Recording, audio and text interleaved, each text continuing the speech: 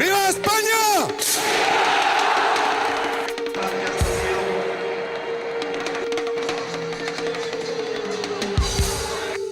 Jamais eu tô pra você que você não merece.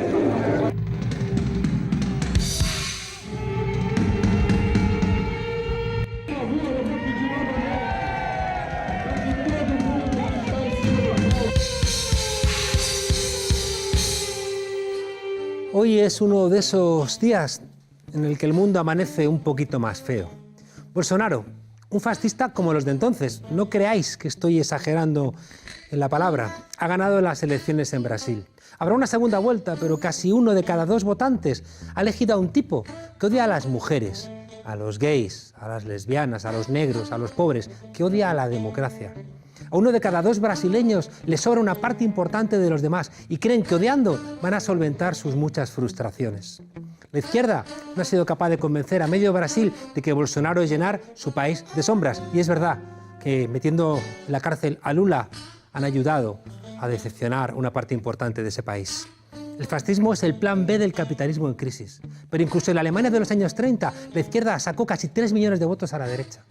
Hoy las situaciones se van pareciendo. En Alemania los jueces forzaron la Constitución de Weimar y encarcelaron a los adversarios, como ha hecho Bolsonaro con Lula, que le sacaba 30 puntos de distancia a las encuestas. En Alemania elevaron la idea de nación a una religión y, claro, se arrogaron el derecho a decir quién era enemigo de la patria. En Brasil, los evangelistas neopentecostales llenaron el domingo los templos de televisiones, desde las que demonizaron a Haddad y le acusaron de todo tipo de crímenes al tiempo que santificaban a Bolsonaro. Estamos hablando de 40 millones de personas. Vox, un partido que se reclama heredero del pasado autoritario de España, dice que tiene derecho a pisotear la democracia porque para eso ganaron la guerra del 36. Estamos en 2018. Su discurso es igual de medieval que el de Bolsonaro. Una patria excluyente a la que solo ellos tienen derecho. Machismo violento, racismo violento, homofobia, culto a las armas, odio a la democracia, apoyo al capitalismo. Y al tiempo, un discurso falso que dice España primero, su España. Lo dicen los que invariablemente han robado en este país.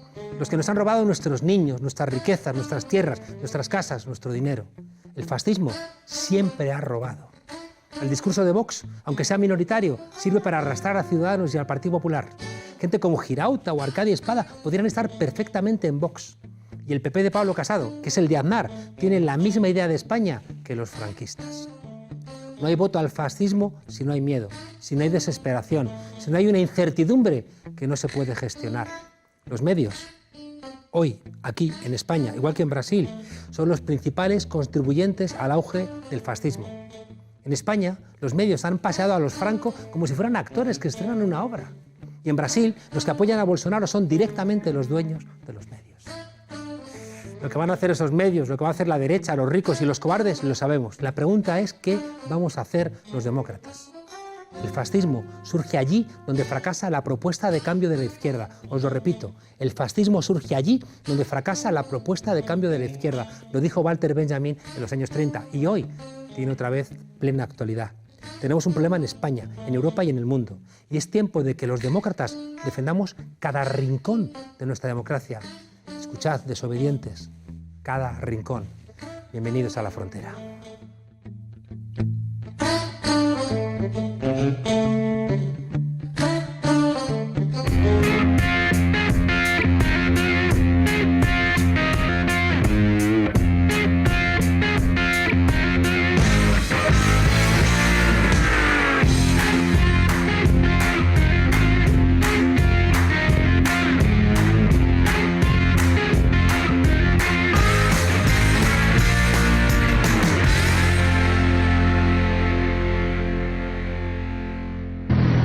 Se han apoderado de la voluntad y el corazón de nuestros líderes. Han reclutado a ricos y poderosos y nos han vedado a la verdad, apostados encima de nosotros desde el nacimiento hasta la muerte. Están nuestros dueños. Nuestros dueños nos poseen, nos controlan, son nuestros amos. Despertad, fuera opresión, fuera hermanos. Cuando el capitalismo era nacional, pues los que mandaban eran nacionales. Ahora el mundo, en cambio, se ha globalizado. Fijaos que las multinacionales hacen y deshacen, los fondos de inversión extranjeros son ejércitos implacables, las macroorganizaciones internacionales como el Fondo Monetario, la Unión Europea, el Banco Central Europeo, todas ellas controlan nuestras vidas y entonces el poder pues tiene que ser como ellas, global. Lo dijo Marx en el Manifiesto Comunista. Es un hecho que los estados tienen cada vez más dificultades para redistribuir la renta. Pero una guerra hay, una guerra te la montan en 2 semanitas. Una circunstancia que ha disparado las teorías conspirativas más diversas. ¿Quién manda a quién nos manda? ¿Quién mueve los hilos invisibles que deciden nuestro destino? Uno de esos poderes en la sombra es el famoso Club Bilderberg, una reunión internacional anual creada en 1954 y de la que forman parte las élites políticas, sociales y económicas del mundo más rico. Under the guise of saving banking institutions, which they saved temporarily, they were effectively taking unpayable debt, huge quantities of unpayable debt, and transferring it from private corporations to governments. Para algunos, los más ingenuos, es solo una conferencia más, ya. Una reunión donde intercambiar algunas ideas, hacer contactos, igual echar una canita al aire. Ay, pero para otros es el lugar donde unos poquitos deciden el futuro de toda la humanidad. La regla que rige, por tanto, es la omertá. Ellos lo llaman Chatham House, o sea, que todos los participantes son libres de usar la información recibida, pero cuidadito, no puede revelarse en ningún caso la identidad de la fuente. No vaya a ser que nos enteremos quién está manejando el cotarro. Oscurantismo total para evitar filtraciones. Los medios de comunicación, prohibido el acceso. Cuidado, algunos directores de medios seguro que sí van, por supuesto. Pero eso de que vaya algún periodista que busque un Pulitzer diciéndonos la verdad, prohibido. Nada puede ser grabado ni transcrito. Lo que allí sucede queda allí mismo. Todo este hermetismo sería normal si estuviéramos hablando, no sé, de empresas privadas. Pero oigan, es que estamos hablando de representantes de organismos públicos. Por poner un ejemplo, por Bilderberg hemos visto a la directora general del FMI, a mi amiga Christine Lagarde, esa que dice que los abuelos están viviendo demasiado y no saca ningún tipo de consecuencia adecuada. Está también el secretario general de la OTAN, Anders Fogh Rasmussen, o Soraya Sáenz de Santamaría, que este año aún figuraba en la lista cuando era vicepresidenta del gobierno. Todos estos aprendices de brujo, estos que juegan con el futuro del mundo, deberían recordar que el derecho a la información es un principio democrático universal. No decimos que Europa es la patria de Kant, pues Kant, que no era ningún bolchevique, decía que si no lo puedes contar, es que eso no es justo. Don Corleone.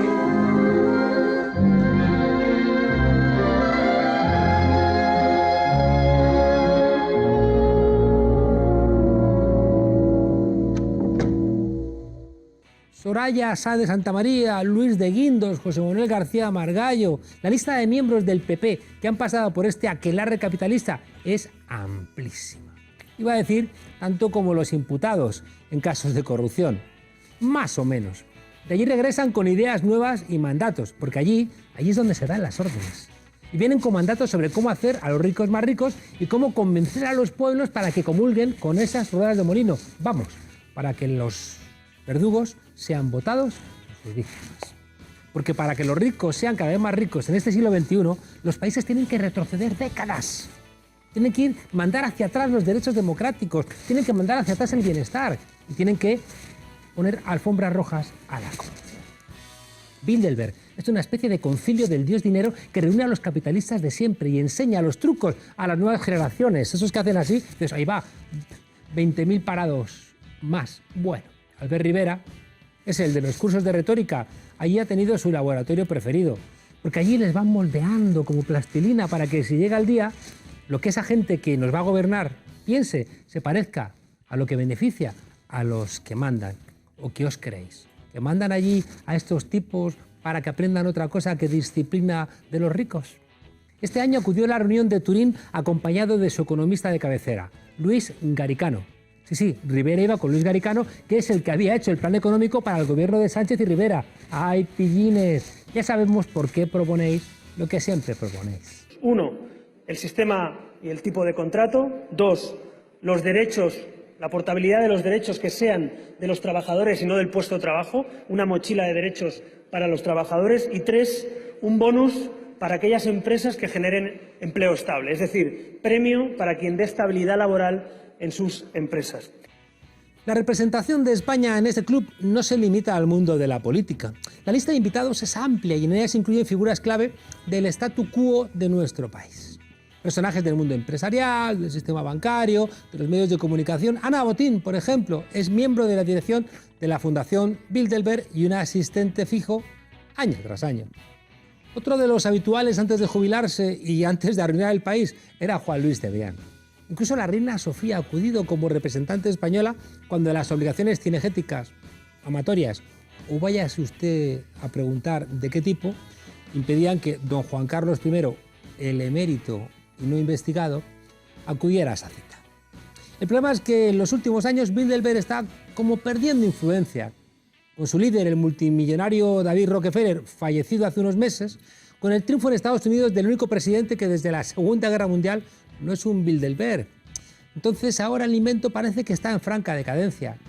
El Deep State, ese estado profundo, esos que mandan y no sabemos quiénes son. Está a todo correr a ver cómo se reorganizan, porque se tienen que reunir.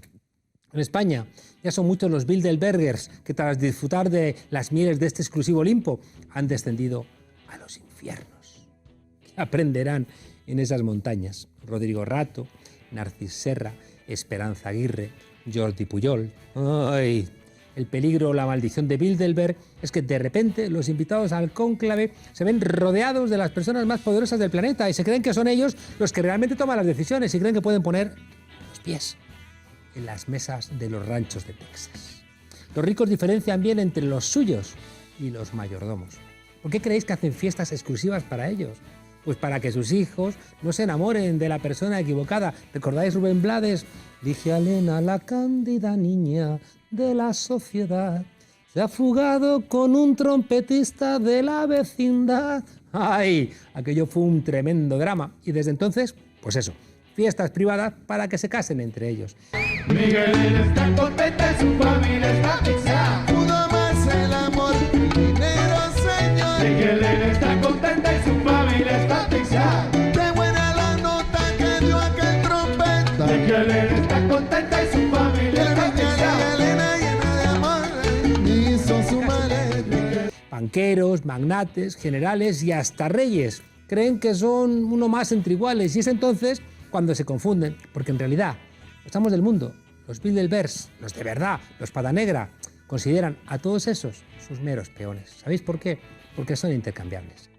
Meros instrumentos para desarrollar sus guerras económicas, militares, propagandísticas y las migajas que caen de la mesa de los ricos pues llegan a estos mayordomos que son, desgraciadamente, a los que nosotros votamos en nuestros países. Son juguetes de usar y tirar, que cuando tienen un problema son abandonados a su suerte. Por ejemplo, el rey Juan Carlos, que en 2014 sufrió la humillación de ser obligado a abdicar por presiones de su hijo y por el interés que demostró el Partido Socialista, sobre todo en la figura de Rubalcaba y de Felipe González. Mira que el rey había dicho que su deseo era morir en la cama como hacían los reyes en la Edad Media.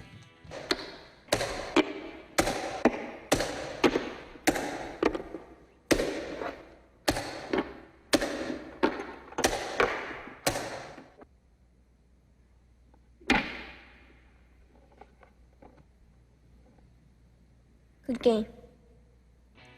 Tal vez solo conozcamos la punta del iceberg de decisiones tan trascendentales como el nombramiento de Juan Carlos I, del 23F, el giro repentino del PSOE cuando se aprobó la OTAN o las políticas austericidas post-crisis financiera que hoy está sufriendo el continente y que está a punto de mandar al carajo a la Unión Europea. Cuidado, los mismos que están apretando el cinturón a la gente son los que se van a quejar del auge del fascismo. La ingenuidad nos llevará a ser devorados. El único objetivo de esta gente es mantener esta matriz de pan y circo con cada vez menos pan y un circo más repetido. El algoritmo nos marca el ritmo. Nadie es rico si no aumenta la desigualdad y la explotación de recursos humanos y medioambientales. Luego, pues nos echan unas monedas en el platillo de la sanidad o de la educación y bailamos como el oso de los cíngaros. Y a eso, algunos se atreven a llamarlo democracia. Sé que estáis ahí. Percibo vuestra presencia. Sé que tenéis miedo. Nos teméis a nosotros. Teméis el cambio. Yo no conozco el futuro. No he venido para deciros cómo acabará todo esto. Al contrario, he venido a deciros cómo va a comenzar. Voy a colgar el teléfono. Y luego voy a enseñarles a todos lo que vosotros no queréis que vean. Les enseñaré un mundo sin vosotros. Un mundo sin reglas y sin controles, sin límites ni fronteras.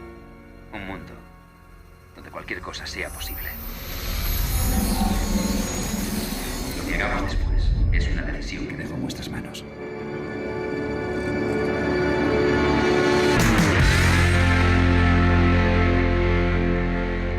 Me cago en Dios y me cago en la Virgen y me sobra mierda para cagarme. Me cago en Dios. De la Virgen María 27.000 veces. 10 de octubre de 1965, la comparsa de los Gigantes de San Fermín recibe una curiosa invitación para desfilar el Día de la Hispanidad en Nueva York. Unos meses antes han asesinado a Malcolm X y prohíben desfilar a 2 gigantes negros. El portador de uno de estos gigantes decide quedarse en los Estados Unidos. Este es el argumento de la película de animación Black is Belcha, el último trabajo de Fermín Muguruza. Fermín Muguruza, que nos ayudó a bailar, a saltar, a pensar, que tuvo el coraje también de enfrentar en toda su complejidad la violencia en el País Vasco y que tiene una característica compartida conmigo y con George Clooney, que es la edad. Bienvenido a La Frontera. ¿Qué tal? ¿Cómo estás? Muy bien. Fermín, ¿cómo nace esta historia? Bueno, pues nace precisamente de una foto que yo encuentro en el periódico Egunkaria, ese que en el 2003 cerró nuestro amigo Aznar. Y entonces, bueno, recogí la foto. La foto era espectacular porque aparecían precisamente los gigantes de la comparsa de San Fermín desfilando por la Quinta Avenida de Nueva York. Lo que ocurría es que en el pie de foto precisamente señalaba que no habían podido desfilar todos, ya que debido a la discriminación racial del momento, las autoridades norteamericanas prohibieron participar en el desfile a los gigantes negros. Entonces, bueno, para mí esto era en una sola foto, en un pie de foto, de alguna manera, recoger un montón de propuestas que yo había estado lanzando durante muchos años y pensar que yo tenía la historia que tenía que contar. ¿Por qué era una película de animación, Fermín? Bueno, yo soy muy seguidor de todo lo que es el mundo del cómic, el mundo underground, anticultural. De hecho, la primera canción de Cortatu, el primer disco, pues es una canción homenaje a Montesol, revuelta en el frenopático, Mañana, sol y buen tiempo. Y el tema de la animación siempre me ha parecido que te da una libertad que, por supuesto, no te da tampoco la ficción. Y creo que el campo de la animación para adultos es un género que está por explotar. Siempre había visto mucho anime, ya fuera Akira o ya fuera Ghost in the Shell, este tipo de películas de animación que eran para adultos, pero especialmente fue Vals con Bashir la que me mostró que ahí había un camino que yo también quería trabajar. Soy de la opinión, y seguro que lo compartes, que la novela gráfica está logrando cosas que no está logrando a veces la novela más clásica, ¿no? O sea, que es muy espectacular. Sí, ha habido un boom. Yo recuerdo también, por ejemplo, todos los libros de Cortos Maltés cuando eran considerados simplemente pues, cómics también, y aunque una vez que el tema de la novela gráfica viene sobre todo por la extensión quizás de la historia, ¿no? Entonces todos los libros de Corto Maltés de Hugo Pratt, por supuesto, serían también novelas gráficas, pero sí que ha habido una especie de boom hace unos cuantos años y es verdad que yo creo que es impresionante lo que está consiguiendo. A todos los niveles, ¿no? A nivel político, pero también incluso humano, por ejemplo, con el tema del Alzheimer. Yo siempre digo que el libro de Paco Roca, Arrugas, pues quizás es el mejor tratado que puede haber para entender el problema de Alzheimer. Y no sé si fue tu caso, pero seguramente sí. Primero leímos tebeos y luego pasamos a leer libros. Sí, yo creo que es, la idea de la lectura comienza también por los tebeos, ¿no? Desde un principio me acuerdo Asterix, ya fuera luego también Tintín, Hergé también, lo que pasa es que luego esta línea clara pues de repente fue contestada por todo lo que era la línea chunga de una revista como El Víbora, por ejemplo, y ahí de repente entramos nosotros pues al ataque. Oye, película de animación para adultos, ¿no? Sobre el racismo, la multiculturalidad. Claro, la pregunta es, estamos en 2018, ¿tiene validez todavía ese discurso? Bueno, está claro que, aunque sea un tópico, conocer el pasado te ayuda a entender el presente. Y en este caso concreto, teniendo en cuenta que somos músicos, que somos cineastas, escritores, y sabiendo que no hay una generación espontánea, tienes que echar la vista hacia atrás. Y nuestros predecesores precisamente fueron todos esos que hicieron el reventón cultural de los años 60.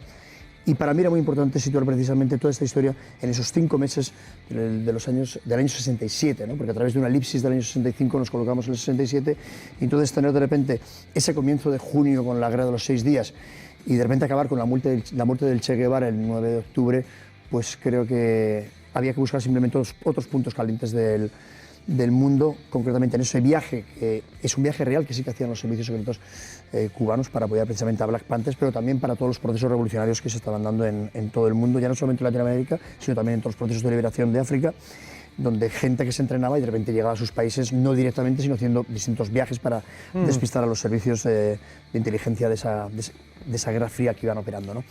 Entonces, el situar todo ese viaje en todos esos puntos, unirlos, coserlos de alguna manera con esta historia y ver esa trama también cultural que estaba también en ebullición, política, el amor también, la reivindicación precisamente también de un nuevo amor, ¿no?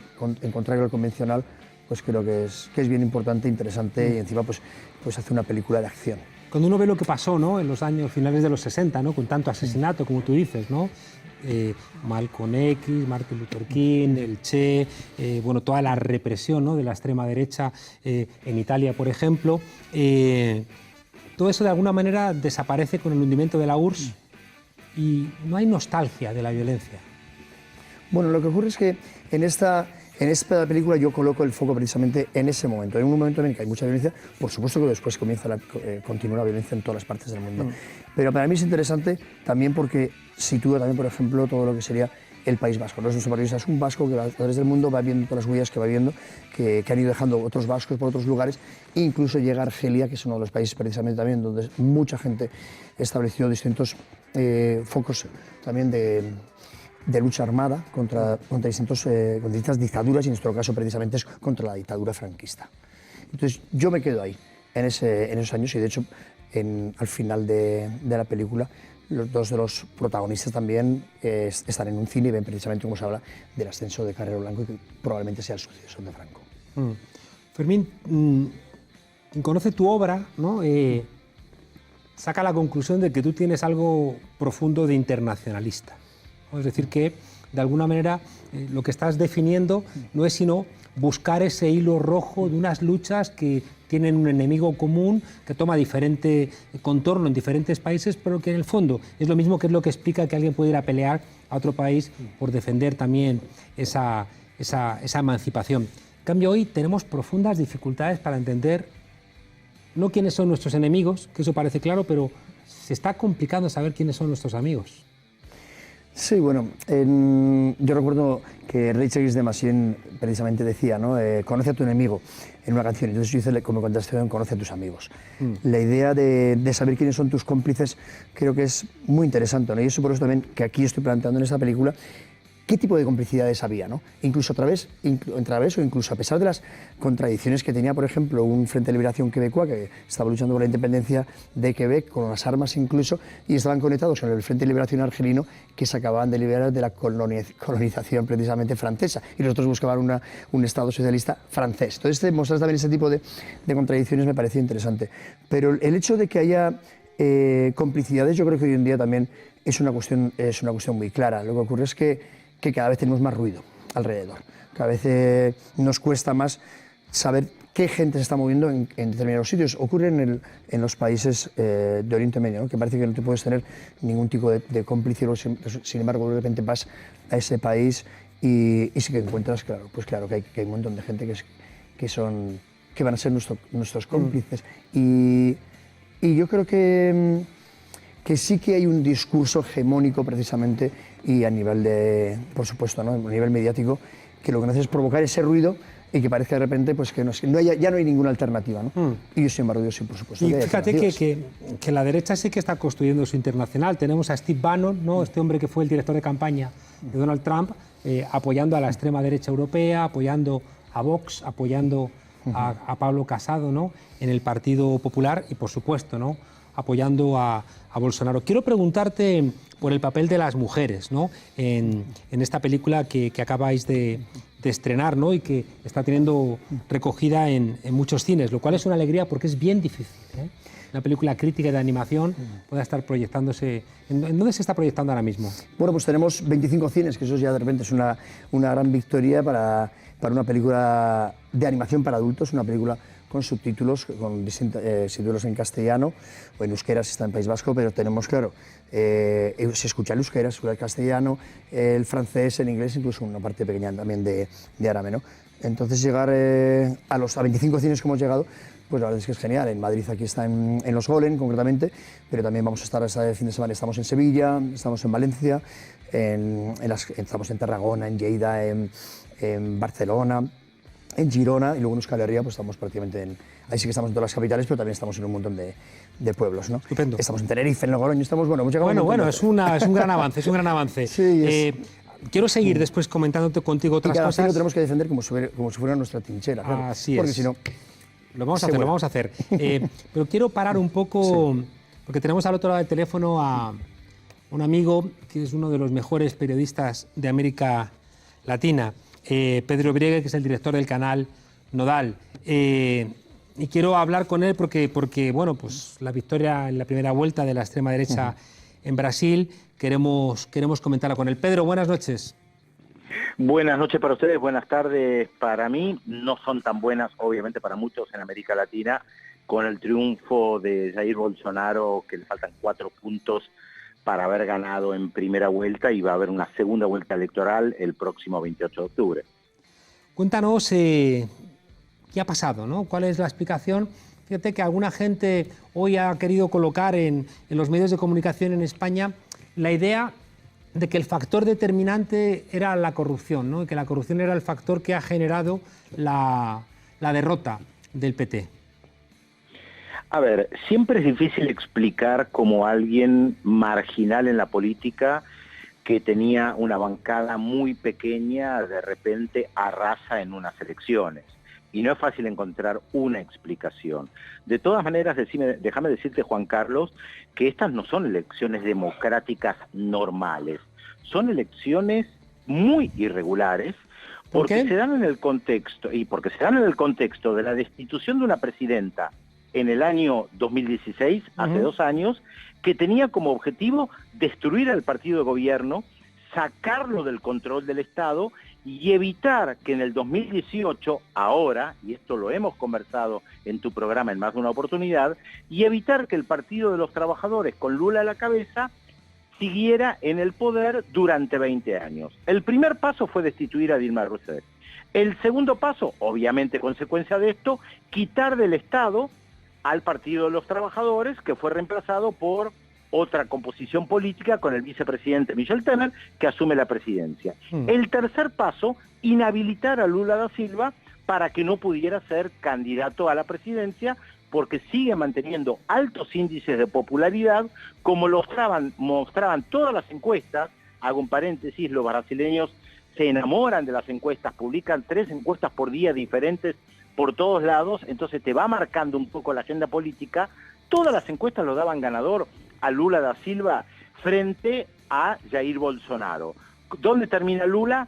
Preso, inhabilitado, proscripto, sin siquiera poder dar entrevistas desde la cárcel, a pesar de que muchos condenados en peor situación que él en cárceles brasileñas dan entrevistas a diestra y siniestra. A él no le dejaron dar ni una entrevista y a duras penas podía recibir visitantes, y ni siquiera lo dejaron votar ayer.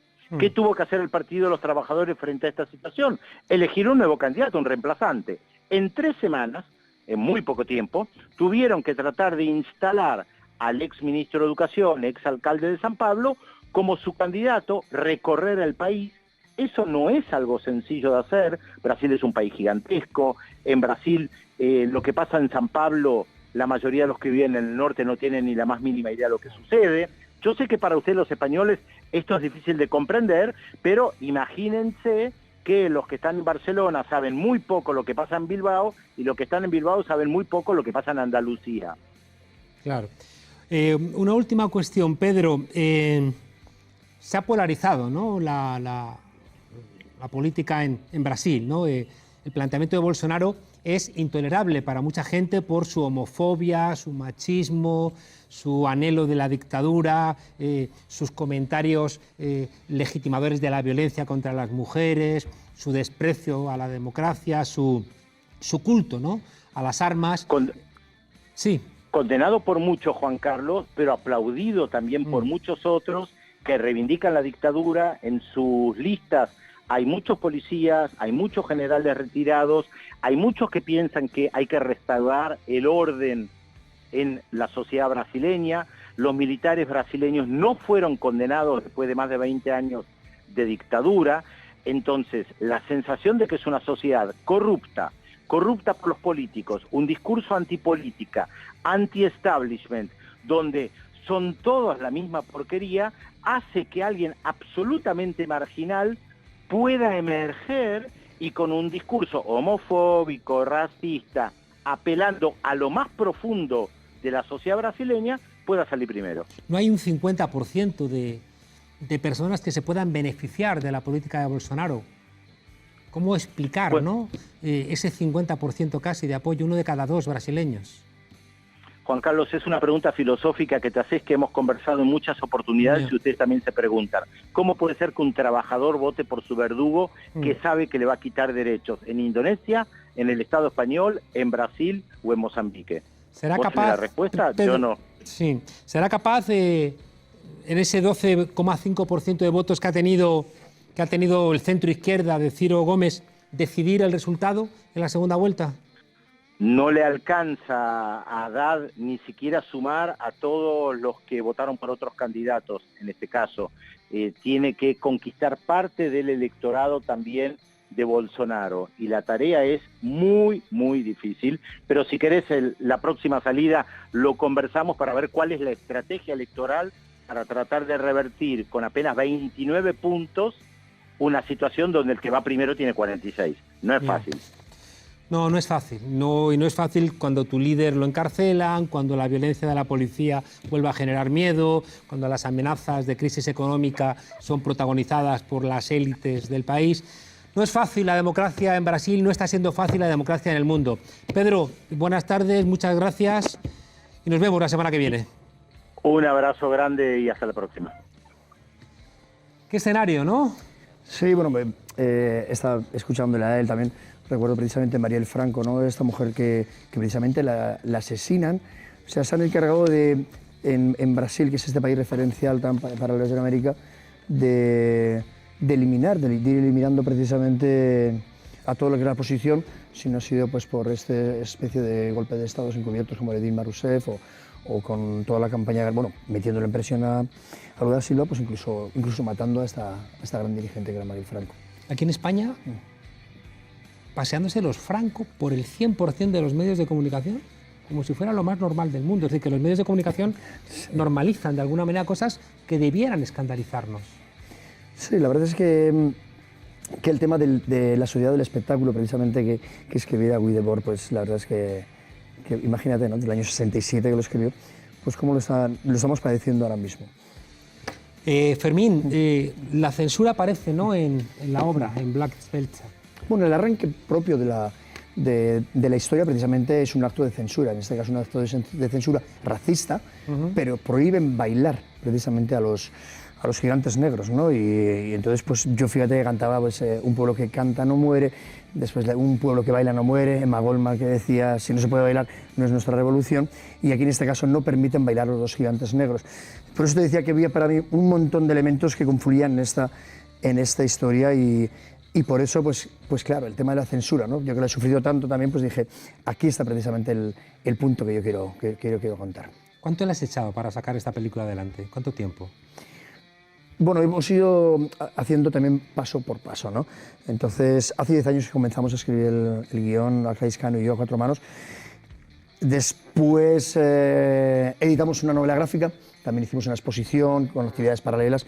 Comenzamos en Bilbao, itineramos a Barcelona, ahora estamos en Donostia hasta el 18 de noviembre. Desde que salió editada la novela gráfica, también se editó en Argentina, en Colombia, se editó en México también y en Japón. Pues han sido 4 años. 4 años de lucha total. 4 añitos. ¿Quién es Laia Sabater, esta mujer catalana exiliada en México? Bueno, la cuestión es que hay un montón de gente de ficción, por supuesto, ¿no? Hay muchos personajes de ficción que van interactuando con personajes reales, ¿no? Y en este caso, pues Laia Sabater es una antifranquista, refugiada en México y está preparándose precisamente desde la resistencia cultural para volver otra vez a Barcelona y a seguir luchando. Entonces, bueno, lo de Sabater fue un homenaje a Ana Gabriel, que era una amiga que no pudo venir el otro día al preestreno pues por tener que estar fuera. Y lo del Aya es porque es un juego de palabras precisamente, este es un nombre muy común en Cataluña y sin embargo es un nombre que en euskera quiere decir instrumento de labranza. Si quieres sembrar necesitas este tipo de instrumento para remover la tierra y luego poder sembrar. Has mencionado antes a Escocia, ¿no? ¿La solución a la cuestión multicultural en España tendrá una vía escocesa? Yo creo que sí que es la única, que es una vía que hay que reivindicar y que necesitamos reivindicar además, que sea la vía escocesa, que Cataluña pueda votar, que País Vasco pueda votar y va a ser la manera de tener una mejor relación además, precisamente. Hay gente que parece que no tiene mucho interés en que votemos en ningún lado, ¿no? Es decir, de hecho, el Partido Popular acaba de presentar una moción para que cualquier referéndum que ellos llaman ilegal pueda ser castigado hasta por 5 años de cárcel. Aparece en Black is Belcha, aparece Willy Toledo.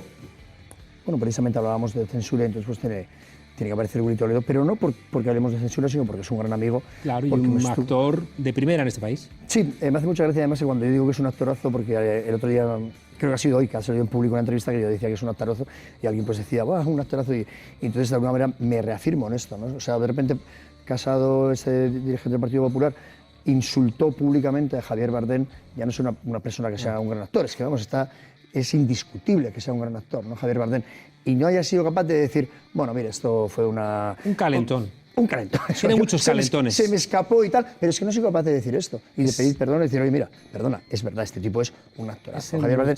Y entonces de repente suelta cosas de estas y entonces se intenta desprestigiar a todos los actores, a los músicos, todo lo que sería pues la construcción de la cultura. Y Willy le pone la voz a un guardia civil. Sí. Claro, aquí hay mucho humor en toda la película, entonces le comenté, entonces cuando le dije que quería que hiciera el Guardia Civil, me dije, qué cabrón eres, Fermín, pero ya había hecho también antes de Guardia Civil. Sí, claro. En otra película. Y entonces aquí ya dijo, ¿no?, que el papel, claro, hacer de hijo de puta a un actor le pone, y en esta cosa encima, ser un Guardia Civil y ser un Guardia Civil subalterno de Melitón Manzadas, pues decía que esto era el copón para un actor. Y decía, ¿no?, quién era, que podía hacer el papel de una fascista en una película antifascista, pero nunca haría el papel de una antifascista en una película fascista, ¿no? Entonces, oye, tenemos, no sé si tenemos las imágenes ¿dónde eran? En la sección Cinemira del Festival de San Sebastián, ¿las tenemos? No las tenemos, porque era curioso, ¿no?, que recibió una enorme ovación Willy Toledo. Sí, el Festival de Cine de San Sebastián tiene una gran tradición en cuanto a la libertad de expresión. Sí. Ya en el año 2003 el Partido Popular intentó prohibir La pelota vasca, una película que daba opción a la palabra. Imagínate, le intenta prohibir. Por supuesto, el Festival de Cine de San Sebastián dijo, esta película se proyecta. Entonces, 15 años después, yo les llamé y le dije, hey, me acaba de llamar Willy Toledo, que puede venir. Y dijeron, por supuesto. Entonces, se encargaron también de apoyarle pues con alojamiento. Entonces, cuando llegó al Cursal 2, que es una sala de 600 personas, donde estrenamos precisamente la película a nivel mundial, pues la verdad es que la ovación que recibió de pie de todo el público fue inmensa y toda la gente se volvía por la calle, le aplaudía y decía, no, estamos contigo, estemos de acuerdo o no con lo que digas, estamos contigo y con lo que puedas decir y puedas expresarte como quieras, ¿no? Fermín, yo creo que tenemos que militar en escuchar y leer determinadas cosas. Y tengo la sensación de que ver Black is Belcha es una manera de militar en una democracia que merezca ese nombre. Bueno, por supuesto, un trabajo en el que nos hemos implicado además tanta gente, porque, pues verdad, yo lo he dirigido, lo he escrito, he hecho la música, vamos, he hecho de todo, pero hay prácticamente 300 personas trabajando en un proyecto como este y es gente que ha querido estar ahí para apoyarlo, ¿no? O sea, la misma Emma Suárez decía que quiero estar también aquí porque quiero apoyar esta revolución que es Black is Belcha. Y entonces yo creo que hay que apoyar, claro, este tipo de trabajos. Yo estoy implicadísimo, pero es que yo a la vez también apoyo todos los demás trabajos que sean también autogestionados, en que la gente pone la carne en el asador. Creo que es una manera precisamente de construir toda una alternativa, una manera de hacer que va a ser referencial para que otra gente siga caminando, ¿no? Estos momentos son súper difíciles, pero es que siempre lo han sido. Yo no he conocido momentos fáciles. ¿Y la banda sonora?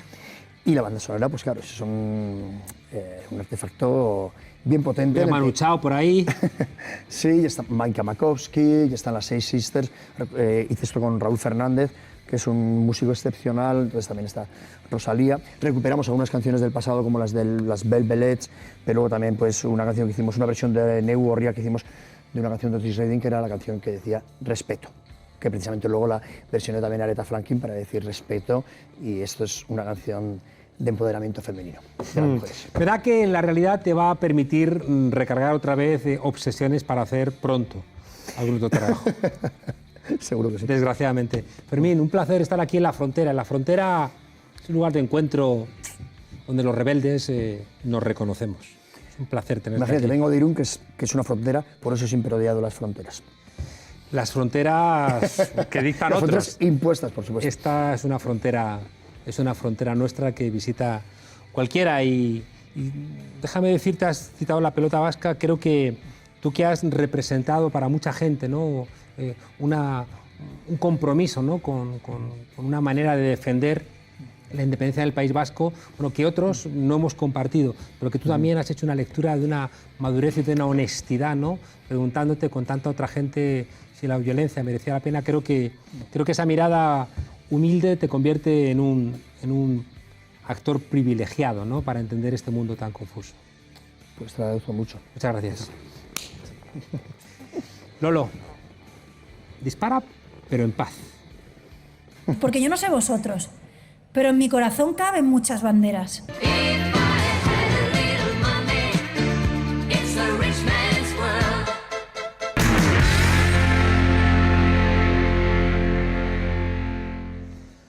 Por azares de la vida, Fernando Villena ha sufrido males que han asolado el mundo. Su parte de racismo, su parte de segregación racial. Pertenece a ese pequeño grupo de andaluces sin arte ni gracejo, que sin embargo se esfuerza y no sabe muy bien cuál es su lugar en el mundo ni en el programa, pero se esfuerza. Fernando. Me esfuerzo, pero me marginan igualmente. Yo a Andalucía no puedo ir. Ajá. De hecho, por cierto, ahora que veo que ha estado aquí Fermín y ahora yo, que soy andaluz de pura cepa, aunque no lo parezca, esto parece el casting de 8 apellidos vascos. Sí, ¿eh? Vas a hacer alguna... Venga, haz una No, gracieta con 8 apellidos vascos. La versión censurada sería. Di Cora Euskadi Cococha, di alguna de esas cosas que tú te sabes. Sí, yo lo sé hacer muy bien, pero ahora no me parece el momento oportuno. No digo que no sé vasco, vamos. Que no sé... Pero tampoco... Bueno, escarricasco. Sí, es lo que haga falta. Lo que tú quieras. Milesquer. Tú sabes que yo una vez... ¿Hacemos la sección en vasco? Venga. No hay huevos. Me corre huevo, vamos. Otra cosa no habrá, pero coraje. Tú sabes que una vez yo fui a dar a la televisión vasca, ¿no? Y estuve ensayando, ¿no?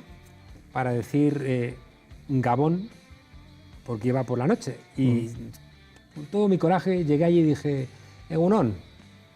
Y dijeron, mira este. Me ocurrió algo parecido una vez que fui a dar una charla, meeting a Jerez de la Frontera, y yo, para hacerme el guay, canté allí con las bombas que tiran los fanfarrones, se hacen las gaditanas, tirabuzones. Y terminó la gente, tuvimos el meeting, aplaudió. Cuando terminé se me acercó una señora y me dijo, Monedero, está muy bien lo que nos has contado, pero aquí las alegrías no nos gustan mucho. Eso no es de aquí, eso es de más lejos.